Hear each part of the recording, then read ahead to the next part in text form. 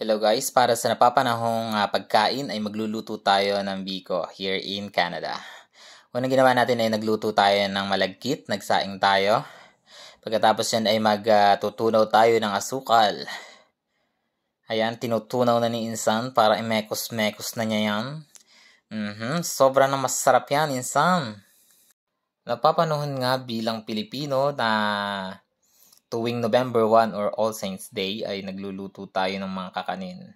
At dahil tayo ay malayo sa sariling bayan, ay tayo po ay magluluto ng pagkain papaalala na tayo ay Pilipino. At isa nga dito ay biko. At ang ating collaborator for today's video is John Enero o kilala sa pangalang John. Ito po ay magaling magluto, isang kapangpangan. At ayan na nga, hinahalo-halo na ni Insan ang ating asukal para mag-caramelize siya. And later on ay maglalagay na tayo ng gata. At ayan, habang hindi pa siya natutunaw lahat ay hindi natin siya pwedeng lagyan ng gata. Binuksan na ni Insan ang ating aroy o ang ating gata. Aroy po ang tawag dito sa Canada o gata. Araw yung brand, pero wala kasi ditong kudkudan. At ayan na nga, nilagay na ni Insan ang ating gata at hinalo-halo na niya hanggang sa matunaw lahat ng asukal. Kailangan lang natin siyang tunaw na tunaw at medyo dark siya, so consistent ng paghahalo. At sa pagkakataong yan ay ilalagay na po natin ang ating malagkit na sinaing. At ayan na nga po, inilalagay na ni Insan.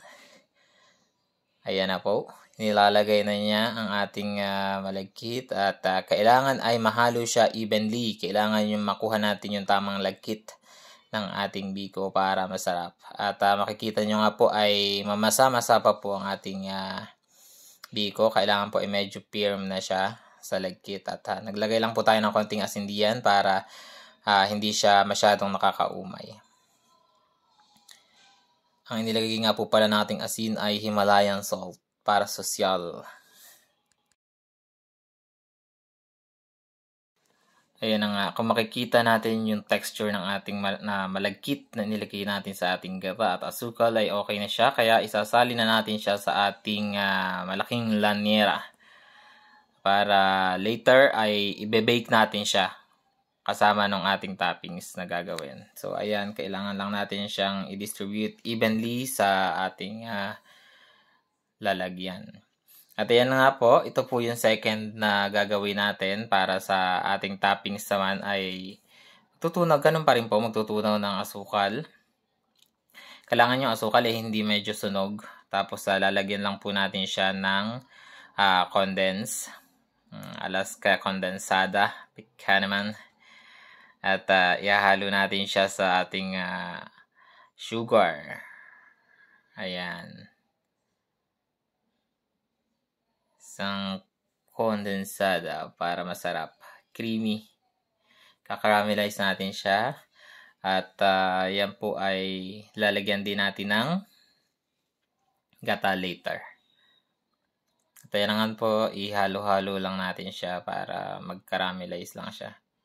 Para sobra ng masarap yan.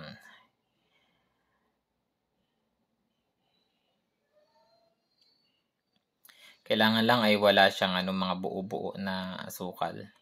Kailangan ay maganda yung pagkakalagay. Tapos, kailangan yung asukal niya ay tunaw na tunaw. Walang natitira. At yan din po ay nilagyan din po natin siya ng konting gata. Ng ating aroy para maganda. Pagkakita po natin na okay na siya, wala nang mga buo-buo, ay pwede na natin siyang ilagay sa ibabaw ng biko. At kung makikita nyo nga po, ayan, ilalagay natin siya. Medyo bawasan lang natin yung mga buo-buo niya. Hindi dapat ilagay yan. Kung may buo-buo pa rin. Kasi hindi natin maiwasan yan. Pagkatapos nating mailagay ang ating toppings, ay iset na natin ang ating oven sa 375 Fahrenheit. At lalagyan din natin siya ng timer na 15 minutes. So, ayan, pagkatapos niya ma-preheat ay pwede na nating ilagay ang ating biko sa loob ng oven. Ibe-bake natin siya, hindi po natin siya i-grill. Kailangan ay bake bake for 15 minutes para mag-penetrate yung ating topping sa ilalim ng biko natin para lalo nang sumarap yan. Yun, putok-putok na siya. Okay na yan. Marami lang kasi ano. Di ba tutuyo pa yan? You know, kapag sugar yung ano, magbilis siyang ano. Oo, pagka siya ay... Mabuo. At ito na po ang ating biko. Maya-maya po ay okay.